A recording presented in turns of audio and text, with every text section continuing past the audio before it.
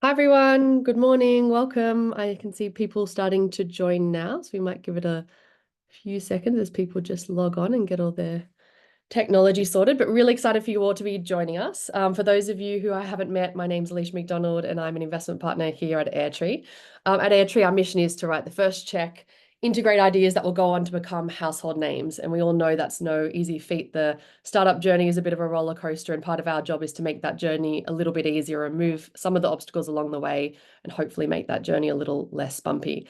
There's a bunch of stuff that we do to build out behind the scenes to support our portfolio with this, but it's also equally as important to us that we support the broader ecosystem. And as part of those efforts, we run sessions like today's, which is why we're all here to be having this chat. I'm really thrilled to be joined by Arvind Rajan for the conversation today. Arvind is a founder, he's an investor, an advisor, and he's joining us today from San Francisco. So really excited to have you with us, Arvind. Thanks. Arvind most recently was an executive chairman of Cricket Health, which was a company that he co-founded and led from 2015 through to successful exit in 2020. And before cricket, Arvind spent 6 years at LinkedIn in a series of executive leadership roles. Among other things, he helped develop the company's culture, which is a big conversation that we're going to be having in today's session. He also led LinkedIn's entry into new markets, including APAC, and helped the company operate as a truly global business, all of which we'll be tackling in today's discussion. Just some housekeeping before we get stuck into the conversation. We've had quite a few pre-submitted questions, so thanks to everyone who submitted those. We'll get to as many as we possibly can in the conversation. If you do have any more questions as we're going through, feel free to drop them into the chat as we're going. Very happy to weave them into the conversation as they make sense, or we'll leave a decent amount of time for Q&A at the end. So maybe without further delay, let's get stuck into the conversation, Arvin. Really excited for this one. We're going to spend a fair bit of the time during the discussion today talking about your experience at LinkedIn and what you did there to turn around the culture back in the early days.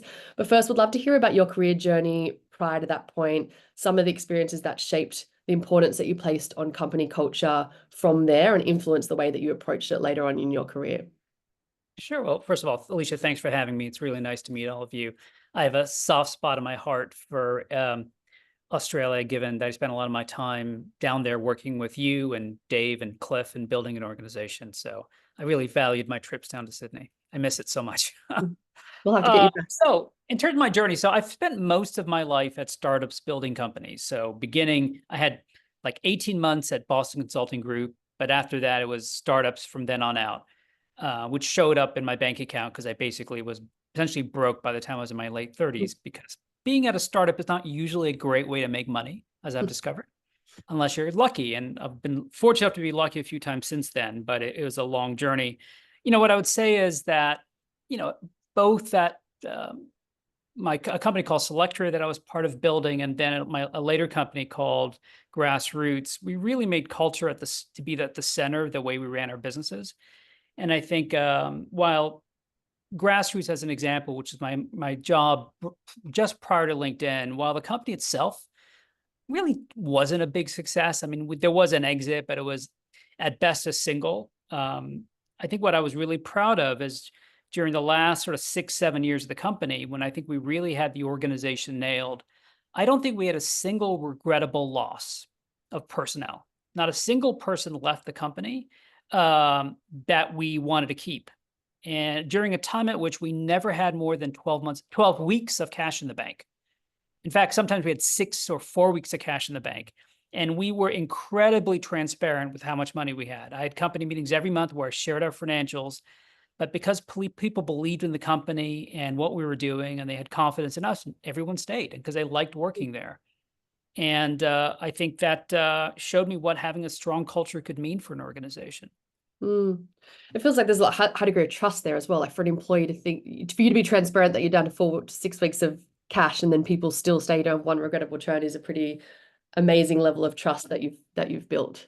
Well, somehow by the skin of our teeth, we made every single payroll. I mean, I didn't pay myself many times, but I never skipped a payroll. And I think the fact that people could see that we always managed to pull through, and they had confidence that we were always going to be honest with them. Plus, we made even though work is work, and jobs are not family, it's not fun all the time, but people felt they were treated with respect. You know, Mm, my attitude always at companies has always been that I like to hire grown-ups. And that means, I don't mean that as an age thing. It just means the way people act. But you mm, hire grown-ups and you treat them that way. That's mm, it. I mean, that's mm, sort of the recipe. Hire the smart, talented people that are grown-up. You treat them that way, which means you hold them accountable, but you trust that they know what they're doing and they'll ask if they need help. mm, And I think people felt that. mm. I'd love to fast forward now into your LinkedIn experience. So you joined LinkedIn in 2008, originally as a consultant. You worked there for the following 6 years. You did everything from VP of People Ops to Managing Director and VP of New Markets. Can you tell us a little bit about what LinkedIn was like back in 2008? We obviously all know the LinkedIn of today, and I assume everyone on the call is a user themselves, but just sort of take us back to that period of time and what the company was like, and I guess specifically the culture. Well, what I would say about the company is many people view LinkedIn as sort of a foregone conclusion that it was going to become successful. But in 2008, that was not what most people thought. I mean, the prevailing wisdom was that Facebook would own both your social identity online, but also your professional one. So Mm, by no means was LinkedIn viewed as a sure thing. But the other thing that was going on at the company was we'd gone through this period in the previous 12, 14 months of growing from about 40, 50 people to basically, I think around 250 people.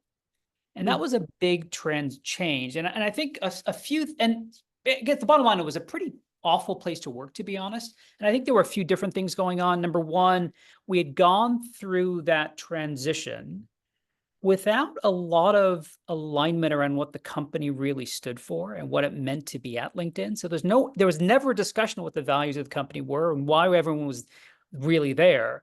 Second, companies go through these natural evolutions as organizations. We go from like 10 people around a table to 30 people. That's a massive change. That's really mm, difficult. From 30 to 200 is really difficult. From 200 to thousands, about also is equally as difficult. And they all require you to operate in slightly different ways. And LinkedIn hadn't gone through any of that. It was still kind of operating like a small startup of 30, 40 people. And during that transition, as you go through these changes as an organization, there's a certain point at which adding structure and process becomes a critical to growing faster, not a means of slowing things down. mm, And LinkedIn hadn't gone through any of that. Like there was no consistent way of deciding who got a raise. If you had an aggressive manager, you'd get a raise. If not, you didn't ask for it, you never got a raise. There was no consistent way about the way we hired, that we fired. So, and then there was a lot of other tension going on in the organization. And so it was pretty apparent to me that it was relatively broken. I don't know if everyone understood how bad it was. mm, And part of what I did was I actually engaged this third-party consultant to help me roll out this tool to sort of evaluate people's perceptions of the organization in a way that was benchmarked against thousands of companies around the world. And I shared that data with the executive team and then eventually the rest of the company to show, wow, this is really effed up. Turns mm, out the longer people were at LinkedIn, the more negative they were about the company. The more senior they were at LinkedIn, the more negative they were about the company. It was not a great recipe. And I remember during this period, as we were doing this, was when we also had a change of CEO. And Jeff Weiner, who ended up becoming the CEO for almost a decade, joined. And I remember when I first time met Jeff, and I'm not saying anything out of school, I remember telling Jeff that this stuff is a real problem. We have to fix the culture. And Jeff's first reaction was, that stuff doesn't make any difference. mm, And Jeff had been at Warner Brothers, which was a pretty bad culture, and then Yahoo, which was a bad culture when he was there. And I remember telling Jeff, no, the reason why people are still here is because I think we're going to go public one day, not because they like working here. And the first time we hit a bump, we're going to see people leaving. And to Jeff's credit, he got religion and he was hand in hand and sort of embracing turning this thing around. And, I remember my last day at LinkedIn, which was 5 years after this conversation with Jeff. I remember going in and talking to him. And I said, would you have imagined when you started, Jeff, that our culture would be our strongest asset? And he said, yeah, I had no idea that would happen. But it really was. And you witnessed that, Alicia, when you were there, and mm, Dave, when you were there, that we became really a culture first organization. And it's really remarkable how fast that change happened. mm. Yeah, I mean, I think definitely if sort of. you'd asked people joining, like I remember when Dave joined, which was only a year later, I don't Mm, think Dave had any idea that this is what the company had been like, because the mm. transformation happened so quickly and had really taken root. Yeah, definitely from my perspective ex-employee, like culture was so core to everything that we did. You know, every single all hands was open with talent is our number one operating priority. And then we'd talk about talent first. You felt so valued. It's hard to imagine how drastically different it was only a short time before I joined. So I'm keen to dive into that a bit deeper because there's a lot of founders and executives on the call who might be facing a similar situation where a company's sort of grown really quickly. They haven't had this sort of embedded from day one, but they're starting to think about putting the process in place. It sounds like you had some stakeholder management to get buy-in, and the process that you followed to go out, get the data, which sounds like there was some pretty shocking results there in terms of people being more negative the longer they were there, the more senior they were, which is obviously not what you want to see. Was there pushback to actually go through that process, or was there buy-in to gather the data? And then the other thing I'd love to chat about is you then said it was shared with the people. So that's sort of a big step in itself to be that radically transparent with your people and to get that buy-in. So I'd love for you to unpack that in a little bit more detail around what that experience looked like. Yeah, my approach through all of this is to be transparent. I mean, people know what the reality is. It's not like it's a big secret that it wasn't a particularly pleasant place to work. The fact that we were honest about identifying what the problems were, but also that we're committed to fix it, really went a long way. But what I would just say with, LinkedIn was an interesting case because I think creating the kind of culture you want from the start, I wouldn't say it's easy, but it's relatively straightforward. Trying to change a culture of a company that had already been around for 5 years, where you had a lot of really deeply cynical people, was a completely different thing. And so the approach that we took was, we said, listen, if we're going to come on from on high and have the executive team go to the company and say, ta-da, here's our culture, here are our values, everyone join hands and sing Kumbaya, we're going to put a bunch of posters up about it, it would have been death. It would have really been terrible. It would have gone over like a lead balloon. So I said, we're not going to do that.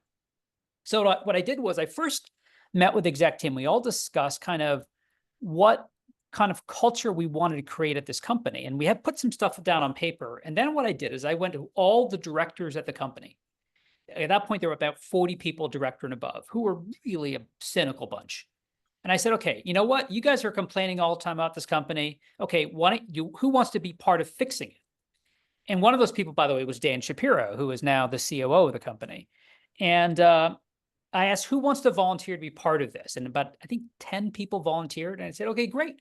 You guys, let's go meet. And I said, okay, I'm going to join you for the first 2 meetings. I'm going to then step away. You guys do the work. I'm going to come back later. And I said, okay, here's what the exec team came up with.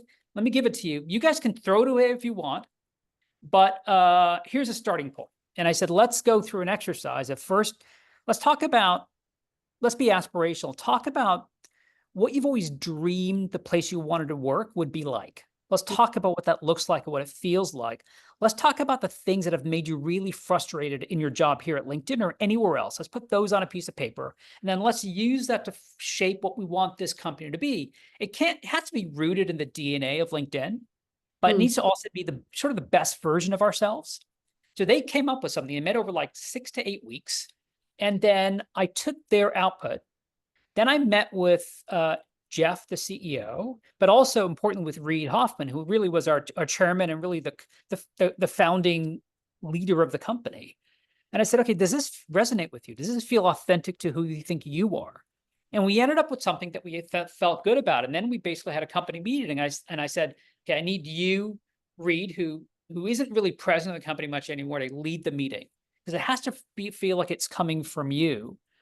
And I want you kind of kick off the meeting. Jeff's going to participate. And then I will kind of come out with the details. And we kind of laid it out at a company meeting. And I said, you know what? We're not going to put this up anywhere in the company. There's not going to be a single poster up. There's not going to be any little widgets you're going to have at your desk with the culture. We're going to find ways of making this come alive in the way we operate. And we're not going to do it all at once. We're going to come up with things slowly, organically. So one of the aspects of the culture was we wanted to create a culture of transformation, of transforming yourself, transforming the company, and then transforming the world. And then over the next year, we came up with things that we thought would tie to that. So one of the things was transformation of the company. And so we began rolling out these hack days where people would come up with ideas or new products and services that we developed. We came up with something called In Day, which then became sort of a central point in the LinkedIn culture, that it was not like this big deliberate strategy. People were really stressed out. We were thinking about giving people a day off. And then I think it was Patrick Crane, our VP of marketing, said, why don't we tie it to value of transformation? So we said, okay, we're going to have an in day, like a day when everyone doesn't do what they're normally planning. And we're going to have an in day where the theme is transformation of yourself. Mm. And on that in day, people can basically learn about another part of the company or take classes on something and kind of see how it works. Turned out massive success. So we said, okay, let's make the next in day be transformation of the world. So that was about volunteer opportunities. And then we said, okay, this is really working. So we began rotating on the themes of in day. That became, again, a real part of the LinkedIn culture. Another thing that we talked about we wanted to do was we said, let's just change the way we hire based on whether people are really living the values that we want at this company in the way they've lived their life before. And then a very concrete thing we said was, okay, we talk about transformation. And we said, one of the commitments we made as a company is that if you came to LinkedIn and you gave us your time to make it worthwhile to you, our commitment is that we're going to transform the trajectory of your career, which is a big, bold statement. But across the global sales organization, the way we made that manifest is that to get promoted to be a director or above, the person nominating you had to have concrete evidence of how you as a manager at the time transformed the career of somebody who worked for you. Now, it had to be really concrete, not this abstract, they're a good guy, blah, blah, blah, or she did X or Y. How did she transform the career of somebody who worked for her? And if you didn't have that evidence, you're going to get promoted. So all of a sudden, this became really quite real. And so there were things like that we did. And a lot of it was constant repetition. Alicia, you mentioned Jeff would always talk about the culture in every meeting with concrete examples.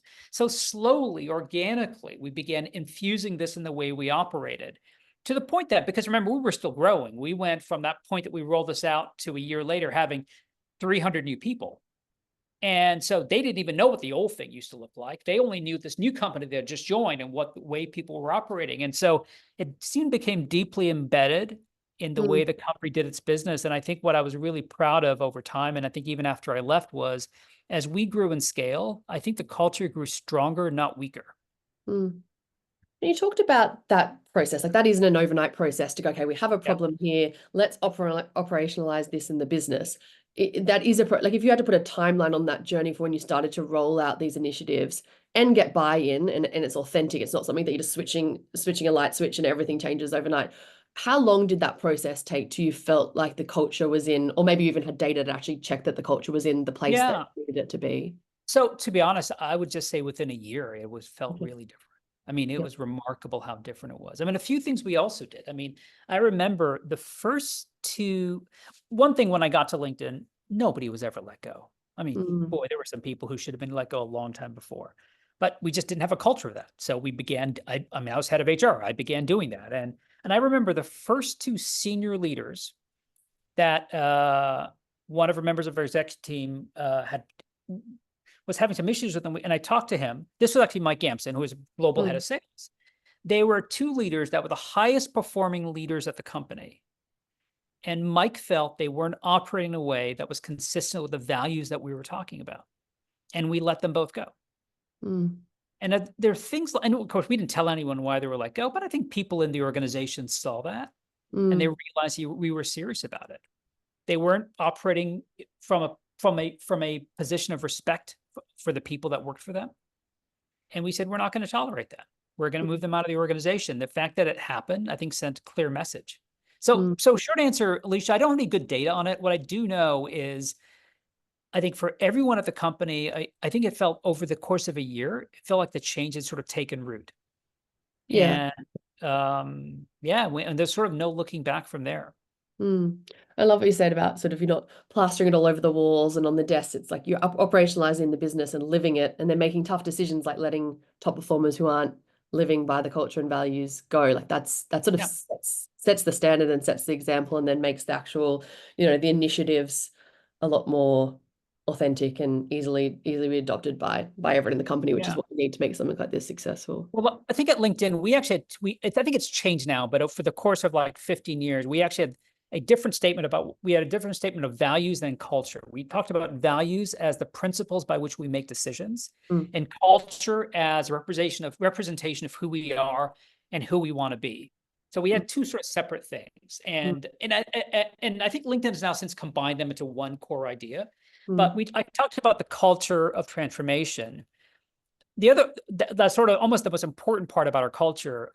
On the value side, I think the most important element of our values was that our members come first. And that sounds pretty banal and obvious, but at LinkedIn was really specific. We said our members come first, not our customers. Our members don't pay us a dime. mm, And so we had that as a core idea. And so that what that meant in practice was anything that we do to make money had to be value accretive to the free member.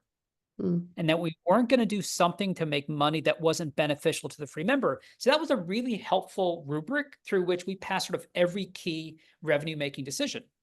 And so that's a really key example of it, how that was actually used to make choices. And I would just say this about values in general. This was true about LinkedIn, definitely true about Cricut, the company I started afterward. If values don't allow you to make decisions, they're not specific enough, they're kind of a Mm. waste of time. You see so many companies where you go see their statement of values and you could literally replace the name of the company, it'd be fine.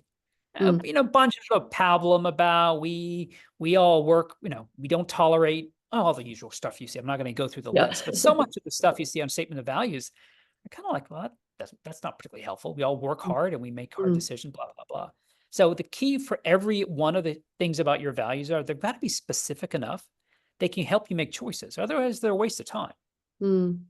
How different you sort of mentioned that LinkedIn today has sort of combined the culture and values into one statement, but Yeah. how different in the time that you were at LinkedIn between the values that you came up in that initial sort of 6-week exercise, what fell out of that, and then what they looked like 6 years later? Was there a sort of an iterative process over time to make changes, or did you get it pretty No, accurate from the I think we nailed it. I think there's some things as LinkedIn that got really big, and I left it when LinkedIn had 3,000 people. I think now it has close to 20. Mm, And I think this was like a couple of years ago. Ryan, who's the current CEO, put up a blog post where they said they had kind of combined these into one.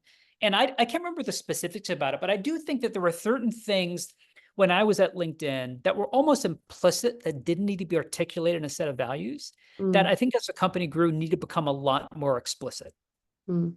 So I think so there were some changes there, but to be honest, I think the values from 2009 lasted till 2022, I think, which is a Wow. pretty good run. Yeah, definitely. It's Yeah. going to show the process you ran and how thorough that was. And I guess a lot of those execs that drove that process are still in the business, are still able to lead by example um and push that. Yeah, well, I mean, as I like to joke about this, LinkedIn today is all run by all the kids. I mean, all the Mm, people, not even like a layer below the exec team, but a layer below them, are all mm, like the leaders of the company and are mm, doing a great job. mm, mm.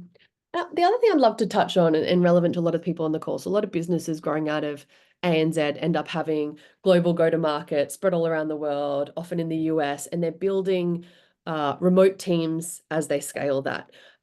Given you were VP of New Markets for LinkedIn, you'd come from this position where you'd help set up the culture and values. Would love for you to speak a little bit about how you take the best parts from an Yeah. HQ and allow new satellite offices to have sort of local nuance and input, but still carry the special parts of the culture from the central headquarters, and how Yeah. founders could think about that as they're scaling globally. One of the things I was proudest of is whenever I had people from HQ, whether it was Jeff or like a PM, go into like a other LinkedIn office around the world, they would all say the same thing. It's a little different, but God, it feels like LinkedIn. Mm, And I think that speaks to how well the culture had been exported. But that was really a deliberate, thoughtful way that we went about doing that. One of the things that we did when we set up a new office is we tried to embed someone in that office who had been at LinkedIn for a while.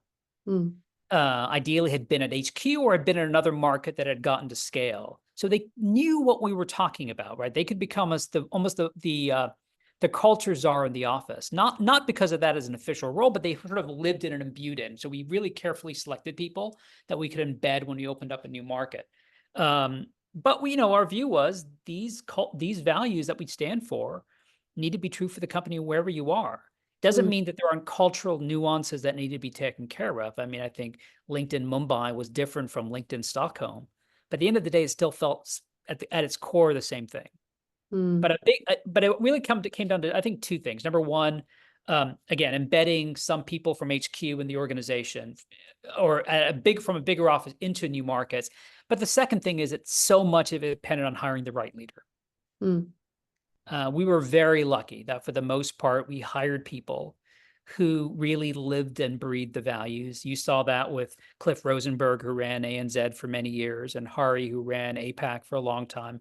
Every one of those leaders really did, at a deep level, not just talk about the values, but embody them in the way that they operate. Mm. I think that's really important. We were very careful and thoughtful about that. And it wasn't always perfect. We definitely made some changes when, we made some bad hires, but we made those changes relatively quickly when it Mm. didn't work out. But I don't think none of this stuff happens by accident. Mm. And I do think, when I left LinkedIn, I took some time off before starting my new company. And the one thing that I would do is anyone who wanted some advice on international expansion, I'd be happy to chat with, whether it was Netflix or Airbnb or a bunch of other companies. My only rule was you can't pay me because I don't want any obligation, but I'll give you a few hours of my time. And so often when I went into these situations, it was not about how to expand or when to expand, but how to actually fix failed expansions. Mm. Because they had sort of gone, they had not been maybe as deliberate as we were in how they approached expansion, and had to sort of pull back and fix the mistakes that were made. I think we were, for the most part, generally successful at LinkedIn in how we did it. Mm. And again, just for the sort of founders on the call that are thinking about trying to hire those leaders in new regions and get the culture right in the interview process, which can be hard. Do you have any sort of tips and tricks about how to test for that in the interview process, and perhaps when it went wrong, or the things that we might have missed in the interview process? Is there anything sort of tactically that founders and operators? Yeah, I mean, part of it is just spending time together. I mean, that's the thing that I did was, when you're interviewing people for markets thousands of miles away, it's really easy to do it all online. But to be honest, at least for me, being an old fart that I am, there's nothing substitutes for spending time together and having meals together and talking about it. And so part of it was, at least for me, was I think the hard thing when you're opening up a new market or new country for a company that's been around for a little bit is trying to figure out the right balance between local autonomy and centralized control. And that's a difficult balance to strike. I mean, my default for LinkedIn, as we were going through this rapid growth stage as an organization, is to hire people in new markets who are basically entrepreneurs. Because in the end, frankly, you're having to do a lot with very little when you're operating. When LinkedIn started in Australia, it was Cliff, and I think it was just Cliff for the first month or two, and then it was, I think, by the end of the first year there were 8 people. And so you have to get by with very few resources. And so one of the things the approach that we took was when we opened up a new market, and by the way, it's different now that LinkedIn has 20,000 people, but back when we had hundreds and then single digit thousands, our approach was when we opened up a new market, everyone in the market reported straight line to the in-market leader, dotted line to the person at HQ. So the VP of marketing for India reported to the country manager for India, straight line, dotted line to the US. So that allowed a degree of coordination on the ground locally. And then when the organization got to scale, we switched it. So then it became straight line to the headquarters, dotted line to the country leader. Now that allowed us, at least at the very start, when you were really small, to kind of make decisions every day in real time and move fast. And if you look back on your journey in totality, sort of some of the key takeaways that if you're speaking to founders and operators on this call that want to invest in their company culture early on, what would be sort of your top tips about when they should be thinking about that, how to go about building that out and operate operations longer term? As a general principle, I would say you can never start that journey too early, but there's a certain point at which maybe it is I should say that little glibly. There's a time when it's a little too early. If you're all around the table, like 5 or 10 people, frankly, the culture and the values, frankly, come from the founder, and they get to see and live it every day. So my own view is it's not as necessary to have an articulated statement of the values of the organization. I think when you get to 12 to 15 to 20 is when it becomes, that's the time to get ahead of this. So Mm, a perfect example is that Cricket Health. I remember this very clearly. When we started in beginning of 2015, there were all of us working around a table together, at least till I think 2018 is when we then had just raised our Series A round. We now were 12 people. And I said, okay, now we're going to start really growing. mm, Now let's talk about what we want to stand for as an organization. And I remember we went through a similar kind of exercise that I talked about at LinkedIn. Let's talk about the places you've worked at, what you hated, where you've always wanted to work at. And then I remember I put all the stuff together, and then we had an offsite for 2 days to talk about, like, let's make this concrete. And I just remember there were two people on the team who were new, who just said, oh my God, 2 days to talk about culture and value. mm, Like, oh my God, please give me my life back. And I would just say every person of the 12 people ended up crying at some point over the course of 2 days, mm, because they shared deeply what was meaningful to them in their life. And we were working in healthcare. We were actually trying to change the way this horrible disease was managed in the US and mm, quite literally save people's lives. And we had a lot of people in the organization that had been frontline providers, and some of us who were sort of from the technology side. But we all shared deeply about what was meaningful to us, and we ended up with something that really reflected the kind of organization we wanted to build, that allowed it to make decisions, but was also very different from any other healthcare company that was around. mm, And it really fueled, I think, the company's trajectory over the course of the next several years. Cricket is now Interweb Health. It's several $billion in revenue. It's a big company now, but so many of the people of those first people there have gone off to now found or be in the leadership team of other healthcare startups. And what I'm really most proud of among all of them is they all talk about, we want to bring that culture we created at Cricket to this new company, mm. because it was something quite special. And technically, in terms of, you had 12 people around the table, you've just raised your Series A, you go to do that offsite. Is that something you facilitated yourself? Did you have an Yeah. external third I brought party someone do else that? in because it's really hard as the founder CEO to be participating in the conversation while leading it. Mm, So I hired this guy, Simon, who that's what he does. And, he and I met a bunch of times over the course of the previous couple of weeks to talk about how I wanted the meeting to go. But I wanted to be active and engaged in the conversation, yeah, not being the orchestrator of the conversation. yeah, I was a founder, I was a CEO. I mean, my voice probably counted a little. It wasn't a conversation, to be honest, among equals, but yeah. I wanted to be a participant Mm, and not be the one sort of keeping the schedule, as it were. mm, And to be honest, it really did pay off. I think we ended up with something that we were all really proud of, and really did inform the way we built the company. mm. And I guess similar question to what I asked with LinkedIn, but you went through that exercise then. You then scaled Cricket, as you mentioned, gone through the merger. It's now several $billion of revenue. Did the values change much from that initial session, or again, was there consistency and you got the process right, then it stayed pretty So it journey? stayed consistent. I mean, the actual merger happened at the end of 2022. Mm, So I think it stayed consistent over the course of the next 5 years. mm. Where it is now, that's a whole other longer conversation. uh, uh, but no, this, at the core, many of the things are still the same. Yeah. But over the course of the time I was there, and the way when it was still Cricket Health, it by no means changed. Mm, Uh, and Yeah, really reflected the kind of organization we wanted to build. I mean, one of the things that our view at Cricket was, my view at Cricket was, we had been given this incredible opportunity. We had the opportunity to change care for hundreds of thousands of people in a way that had failed patients and their families so horribly for the past 50 years. And now we've been given a big pile of money. mm, And if we fuck this up, we should all feel a tremendous sense of shame. mm, So that was going to drive us. So that meant that, hey, we're all here for a reason. We're going to hold each other accountable and have very high standards. But we get to do something pretty darn amazing if we're successful, and we were.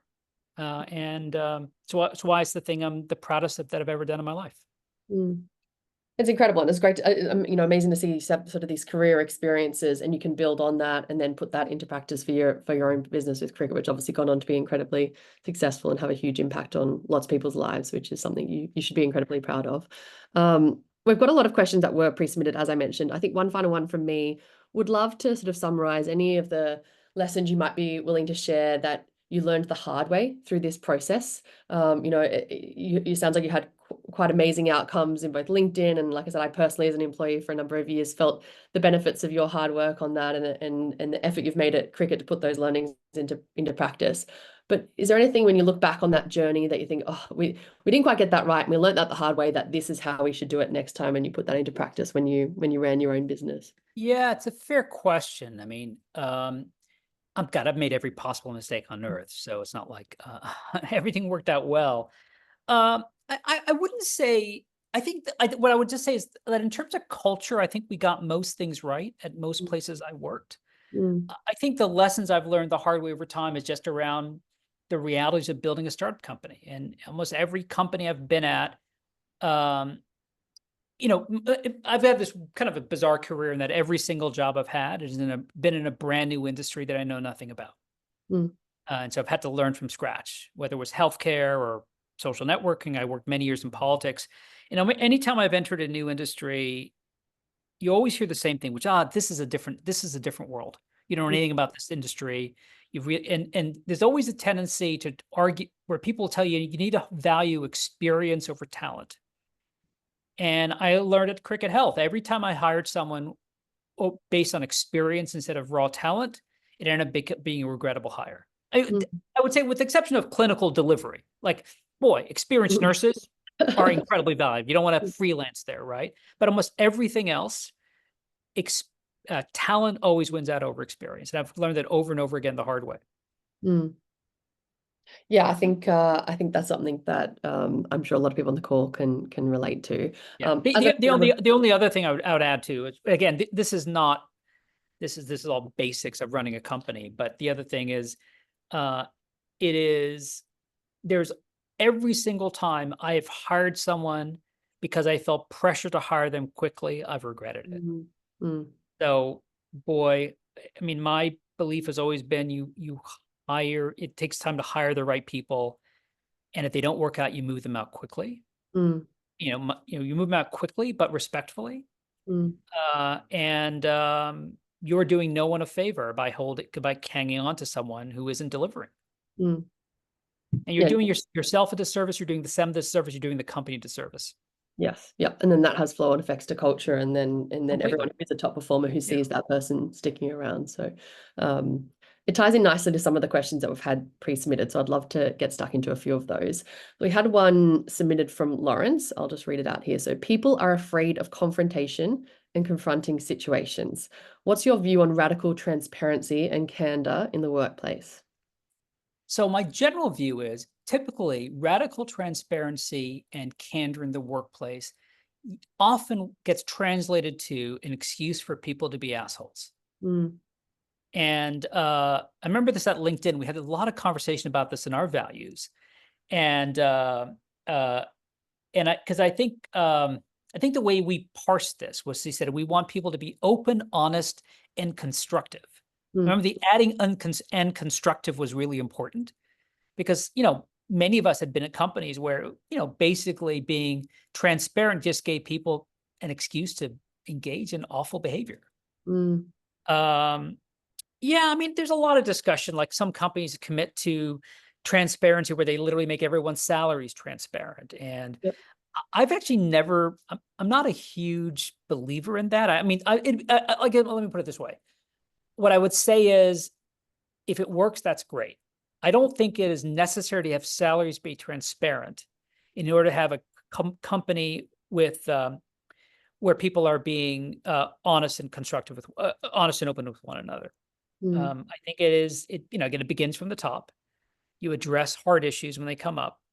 You talk about successes and failures as an organization. One of the things I was really proud of at Cricket Health, we managed by OKRs, like a lot of organizations. Yep. And when we were small enough, we would share progress reports at the end of the quarter of people's OKRs. And literally every person shared their OKRs at the company, including things that were red. Like we use Harvey balls, red, yellow, green. And we've had people would share things that were red. And I think it was a sign of a healthy organization where people were comfortable sharing things that were red because they knew that the reaction would be, okay, what did that mean? We would talk. Did that mean we'd set the wrong goal? Did that mean what could we have done differently to fix it? And what are we going to do next quarter? And I don't think people always understood how refreshing that was as a company, that we could have that kind of conversation. And I mean, you talked about it at sign of a LinkedIn. healthy organization. Yeah, and you talked about it at LinkedIn. Even when you got that shocking data in the first survey that you did around the culture, you then shared that with the broader team, so everyone knew why this is such an investment Yeah, and why completely. it was important to make changes. And that's hard. And if you remember this, Alicia, were you there when we went public? Yeah. Oh no, I wasn't there when we went public. No, I was When there we went public, typically once companies go public, all data gets locked down, right? Because you're so worried about, sending the wrong message to the street, leaking financial information. Jeff made a commitment that the amount of, and more, Jeff and maybe equally as importantly, if not more, Steve Sordelli, or CFO, made a commitment. We will not change one thing in what we share in the company meeting. So we share the exact same financial information, including forecasts, in the company meeting that we did before we went public. Because we said we're going to build a company where we're going to be honest with people, and not one thing ever leaked at the company. It's interesting. One of the Airtree values is make new mistakes. So we want to take risks, we want to push the boundaries, try new things. But then if we fail, we want to learn from that and then not make that same mistake. But to your point, if you're not open and transparent about the things that are the reds, the things that you failed on, then that knowledge doesn't spread across the business. And then you are going to keep making the same mistakes because there'll be people in different teams that keep making those same ones. So I think that. Well, I think that's true. And I think there's also something else too, which is by being open and transparent when things are not working, also gave everyone else who saw that an understanding of the fact that, wow, it's okay to take risks, to push and actually fail, because it's not going to mean, not going to mean you're going to get fired. And so, because often what happens in organizations that are on a negative culture path is that people begin sandbagging what they think they can achieve because they want to make sure they're going to get good grades at the end of the quarter. And our view was, when we view OKRs in the quarter, if everything is green, that meant that you actually sandbag your numbers. Yeah. You weren't being aggressive enough. We want to see, I told people this, I expect to see at the end of the quarter a mixture of greens, yellows, and reds, because that means you're pushing yourself. Now, the funny thing is, I've been at a bunch of startups over the years, and every time people would get stressed in the early days of a startup, I always tell people, listen, what's the worst thing that's going to happen? No one's going to die. So we need to take risks. Now, it's very different in healthcare. The worst case that would happen in healthcare is people would die. And so the message I delivered at Cricut was, we are incredibly tolerant of taking business risk, and we are incredibly intolerant of taking patient risks. And I wanted people to really understand what that meant. We were willing to push the envelope as a business, but not around patient safety. And I think there's been a big digital health boom in the US over the last 5 or 10 years, and some pretty massive public failures of companies. And I think it's fundamentally because of the problem that they were too willing to take patient risks at the same time of taking business risks, or on the flip side, using the natural risk aversion that one has in healthcare for not being aggressive enough in taking business risk. There's another question that came in before the session that I think ties nicely to a lot of what we've discussed. It was from Rowan. So the question was, my understanding of creating culture from scratch is about the habits of people, but it is possible to bring people together and get them to behave according to a business's own core values and behavior that aren't inherently their own or automatically in their own behaviors.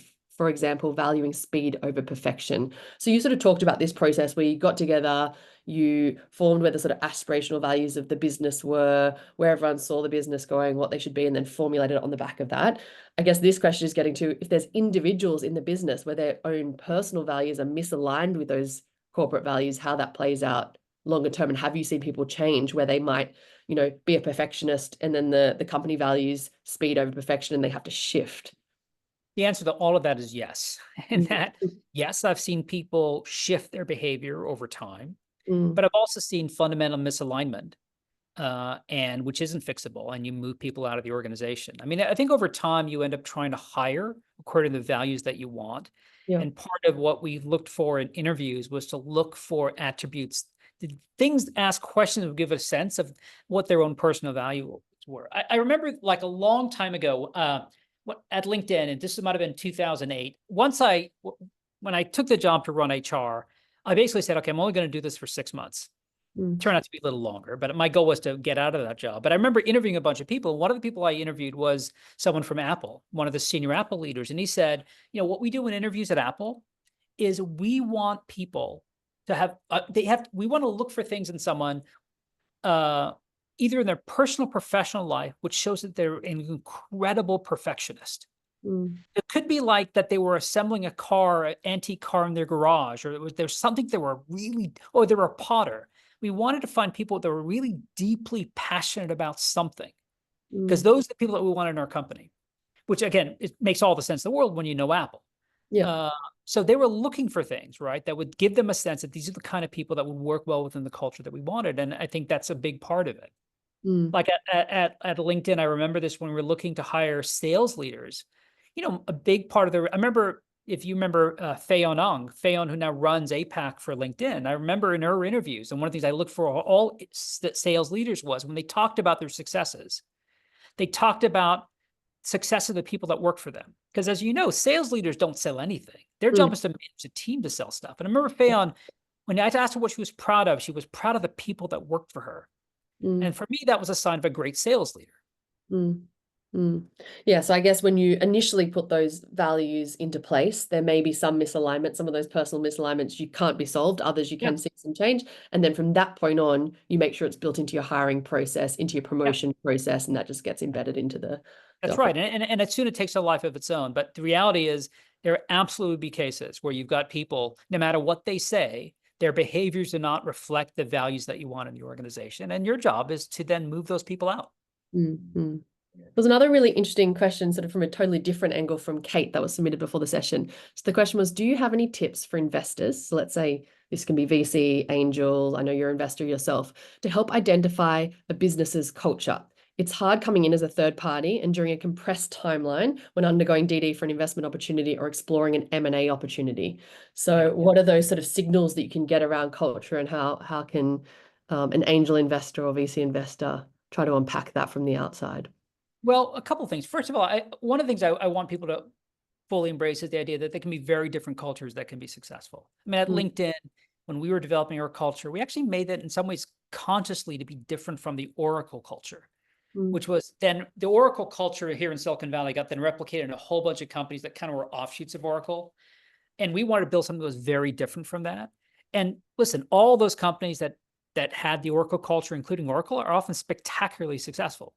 So I don't think there's any one right culture. So as an outside investor coming in, determining, trying to understand the culture as a reason to invest or not invest in the company. I mean, maybe you want to look for a personal line with your own values, but just because they're different doesn't mean it's going to be successful. What I would say is more important is knowing whether the company is being intentional about its culture. Whether or not they have a view to what the culture is that they want, and understanding whether or not people are aligned around what the culture that they want around the culture of that organization. So for example, one thing at Cricket we would do every quarter is we did a pulse survey to gauge what people's sentiment was. It was really simple, like literally I think it was 3 questions. Most importantly was a employee NPS. And we would at 2 weeks after we did that, we shared it with the entire company. And we had employee NPS. What is something you want what's broken that you'd like fixing? What's working we shouldn't change? And we shared that.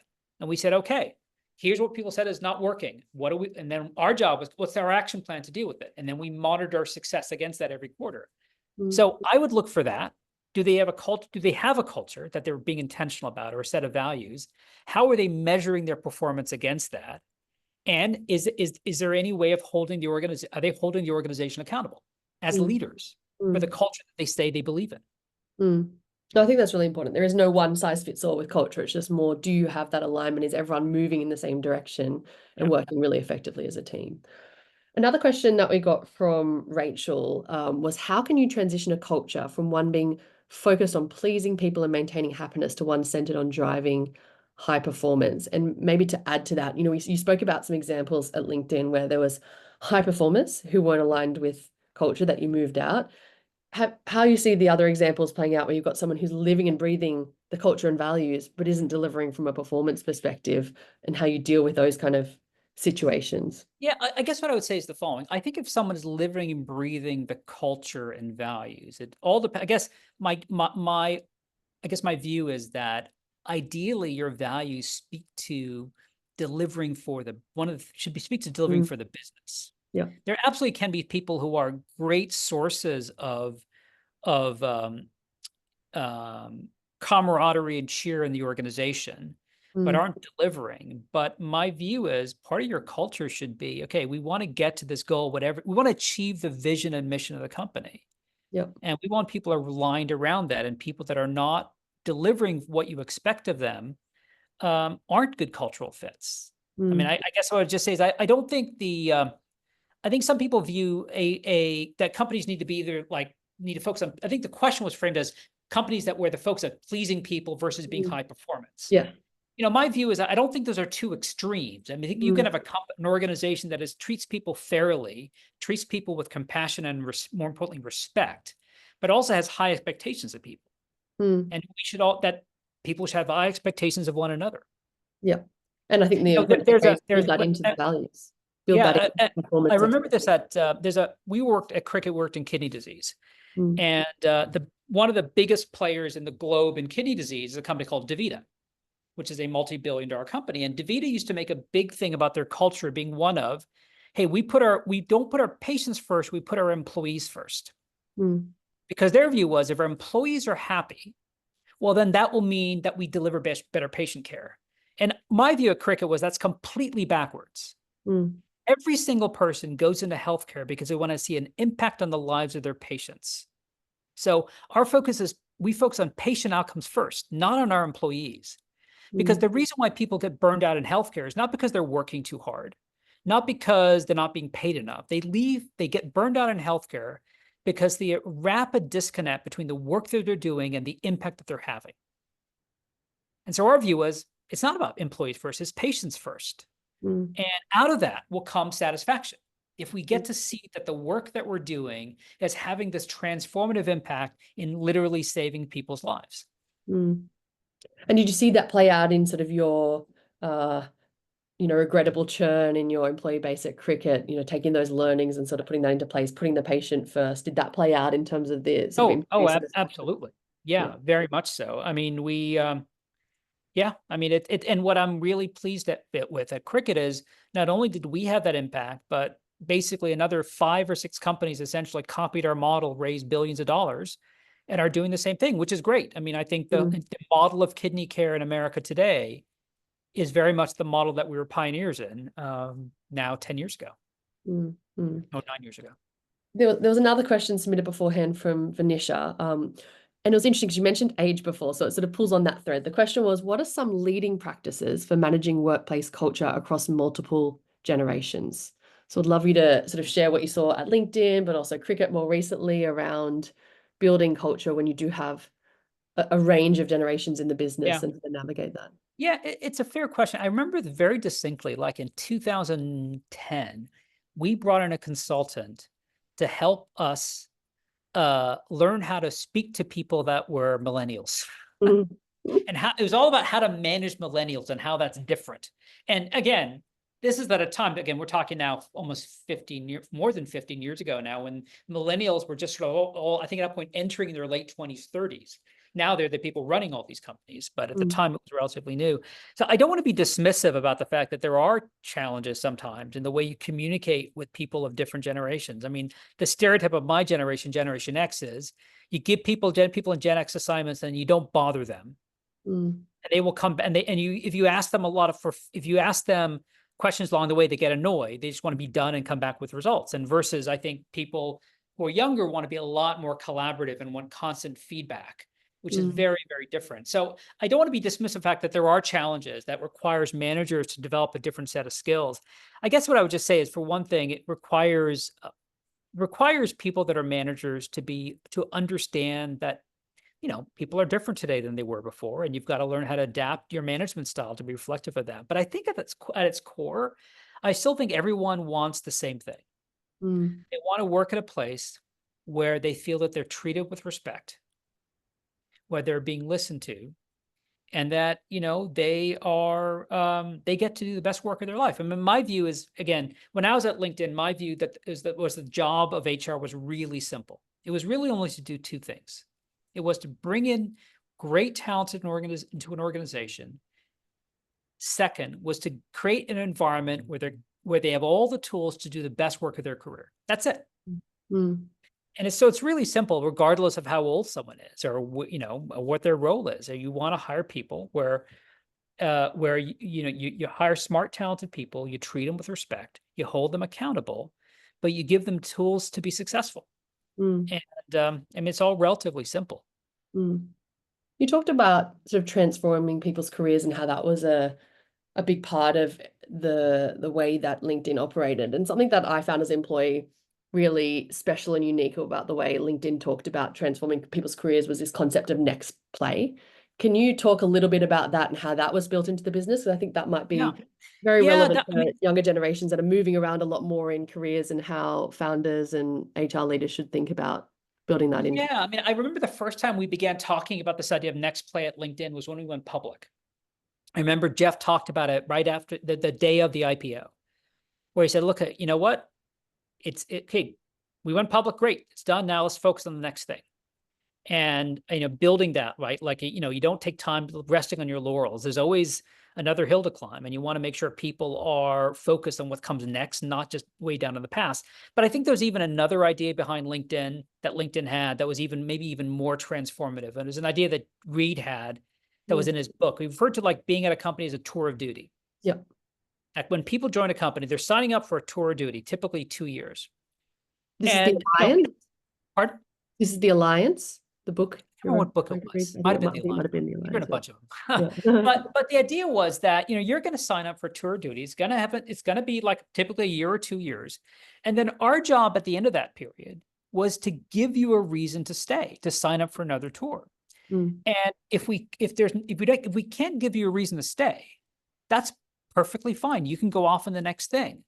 But, our job is to come up with a reason for you to stay, whether it's giving you a bigger job, better job, different job, whatever. But, it's a two-way street. I mean, my view, when you're hiring people is you bring in these really talented, smart people in an organization.